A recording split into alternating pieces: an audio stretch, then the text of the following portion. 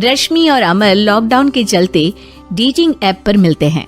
उसी बीच उनकी बॉन्डिंग बहुत अच्छी बन जाती है और दोनों एक दूसरे से प्यार करने लगते हैं।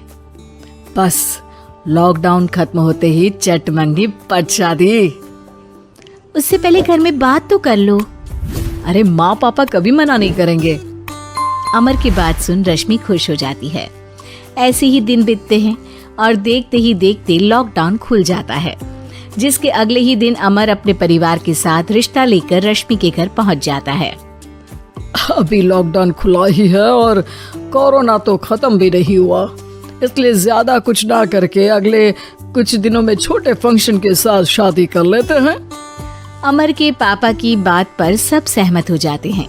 कुछ दिन बाद दोनों की शादी हो जाती है और रश्मि अपने ससुराल पहुंच जाती है। बेटा, शादी तो तूने अपनी मर्जी से कर ली, लेकिन बहू को बोल देना इस घर में हुक्म मेरा ही चलेगा, इसलिए अपना राज जमाने की कोशिश भी ना करें। माँ, रश्मि को यहाँ सिर्फ प्यार, आशीर्वाद और अपनापन चाहिए, पैसा या राज नहीं। बेटी की बात पर सास मुंह बनाए वहां से चली जाती है और अब वो हर रोज रश्मि को परेशान करना और ताने देना शुरू कर देती है। देखो, ये है आजकल की लड़की, इंटरनेट पर लड़कों से बातें करते हुए इन्हें शर्म भी नहीं आती, और यहाँ तो देखो कितनी सीधी सुशील बनकर दिखा रही है।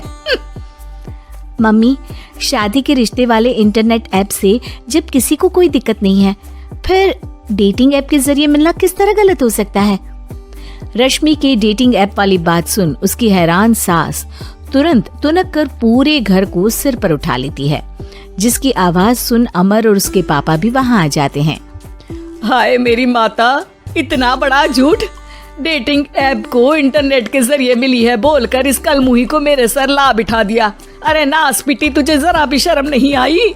वहाँ न जाने कितने लड़कों से गुलू गुलू करके तुझे मेरा ही लड़का मिला था फंसाने के लिए। माँ, मुझे तो समझ नहीं आ रहा क्या बोले जा रही हो। डेटिंग ऐप इस्तेमाल करना कोई अपराध नहीं है, और तुम रश्मि को ऐसा कैसे बोल सकती हो? मैं भी तो था उस ऐप पर।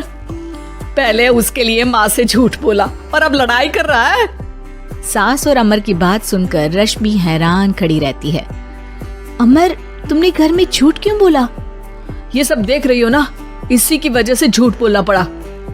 एक तरफ अमर और रश्मि की ये बात चल रही होती है, वहीं दूसरी तरफ सास का नॉन स्टॉप क्लेश सबको परेशान कर देता है।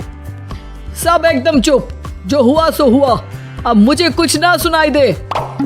पति की बात सुन सास चुप होकर वहां से चली जाती है, लेकिन अब वो रश्मि के सिर दुनिया भर के सारे काम डालकर उसका जीना पहले से भी ज्यादा मुश्किल कर देती है। मम्मी, मैं आपका गुस्सा समझ सकती हूँ, आपको जो करना है कर लीजिए, मैं कभी कुछ नहीं बोलूंगी। उम्मीद है किसी दिन तो आपका गुस्सा शांत होगा और नफरत प्यार में बदलेगी।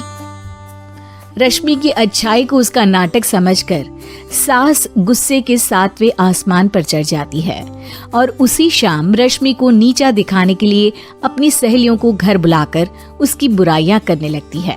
अरे कौशल्या, क्या बताऊं, आजकल के बच्चे ना बहुत एडवांस हो गए हैं।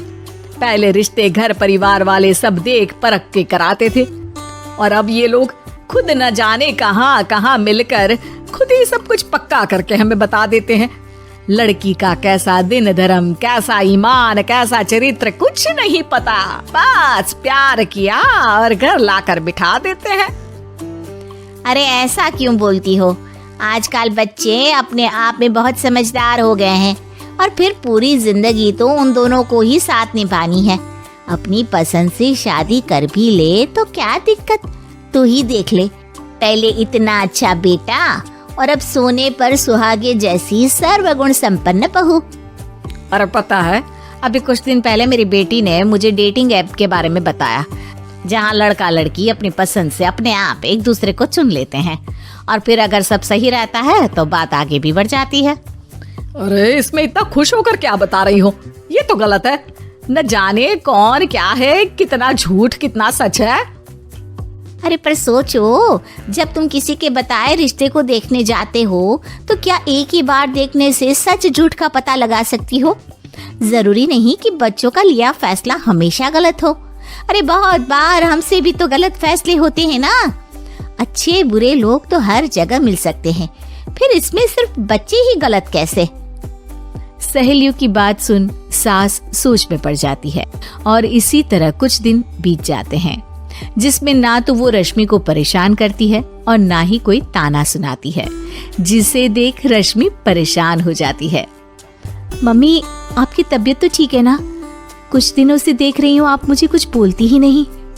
तो मेरा परेशान करना ज्यादा अच्छा लगता है क्या? नहीं, आपकी शांति उससे ज्यादा परेशान कर रही है। शांति इसलिए है क्योंकि मुझे एहसास हो गया है कि गलत तुम लोग नहीं, मेरी सोच है। प्यार तो एक सुंदर एहसास और शादी खूबसूरत साथ है। अगर ये साथ सच्चा है तो कहीं पर भी किसी भी तरह जुड़ा हो, उससे कोई फर्क नहीं पड़ता। आप कौन है? इतनी अच्छी बातें मेरी पत्नी तो नहीं बोल सकती। क्या आप भी?